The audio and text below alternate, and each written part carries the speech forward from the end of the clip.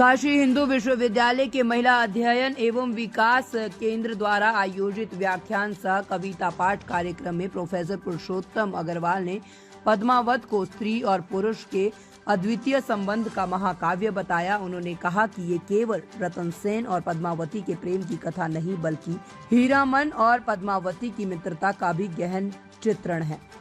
JC ने पद्मावत में प्रेम, पीड़ा, मानवीयता और कृतज्ञता की अभिव्यक्ति की है।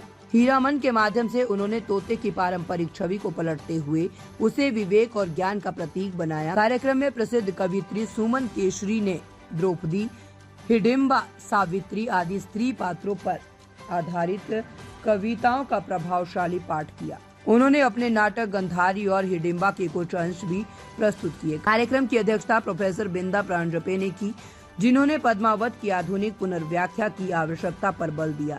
संचालन डॉक्टर किंगसन सिंह पटेल एवं धन्यवाद ज्ञापन डॉक्टर मीनाक्षी झा ने किया। इस अवसर पर अनेक वरिष्ठ प्रोफेसर, शोधार्थी एवं छात्र बड़ी संख्या में उपस्थित रहे। कार्यक्रम ने मध्यकालीन साहित्य और आधुनिक विमर्शों के बीच एक सशक्त संवाद स्थापित किया।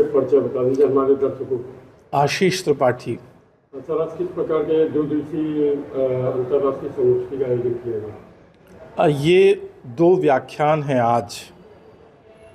प्रोफेसर पुरुषोत्तम अग्रवाल जो public service commission, union public service commission के सदस्य रहे हैं, जवाहरलाल नेहरू विश्वविद्यालय में हिंदी के प्रोफेसर और अध्यक्ष थे और हिंदी के बहुत ही महत्वपूर्ण लेखक हैं जिन्हें साहित्य अकादमी सम्मान प्राप्त हुआ है। वे आज काशी हिंदू विश्वविद्यालय के महिला अध्ययन एवं विकास केंद्र में एक व्याख्यान हेतु पधारे हैं। वो मध्यकाल की एक बहुत ही महत्वपूर्ण किताब है पद्मावत, जिस पर हिंदी में संजय लीला भंसाली ने एक फिल्म भी बनाई थी। तो पद्मावत महाकाव्य के भीतर स्त्री और प्रकृति के क्या संबंध हैं, इस विषय पर वो एक व्याख्यान देंगे और हमारे छात्रों के साथ संवाद करेंगे। उसके साथ ही हिंदी की महत्वपूर्ण कवि और नाटककार डॉक्टर सुमन केशरी भी पधारी हैं, जो अपनी कविताओं और अपने नाटकों के अंशों का आज यहाँ विद्यार्थियों के बीच पाठ करेंगी।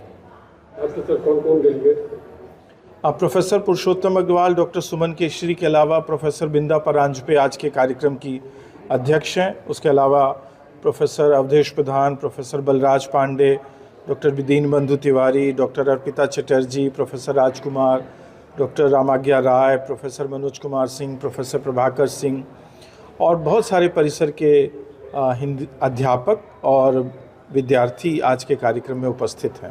सर, ऐसी संगोष्ठी कराने का मुख्य उद्देश्य क्या होता है? ऐसी संगोष्ठी कराने का मुख्य उद्देश्य ये है कि भारत का जो प्राचीन साहित्य है, भारत का जो प्राचीन चिंतन है, वो जिससे कि हमारे ज़माने के युग में विद्यार्थी थोड़े से अपरिचित हो चले हैं या वो उन चीज़ों को बेहतर ढंग से नहीं जानते, या जानते भी हैं तो उसमें जो नए सवाल हैं, जैसे प्रकृति का सवाल है या स्त्री का सवाल है, वो उन पुरानी किताबों में किस प्रकार से उठाए गए हैं, इससे उनका परिचय नहीं होता। तो जब बड़े विद्वान आते हैं और हमारे आज के सवालों पर बातचीत करते हैं पुरानी किताबों के बहाने से, तो हमारी वो पुरानी किताबें फिर से जीवित हो जाती हैं और फिर से प्रासंगिक हो उठती हैं। यही मुख्य उद्देश्य है।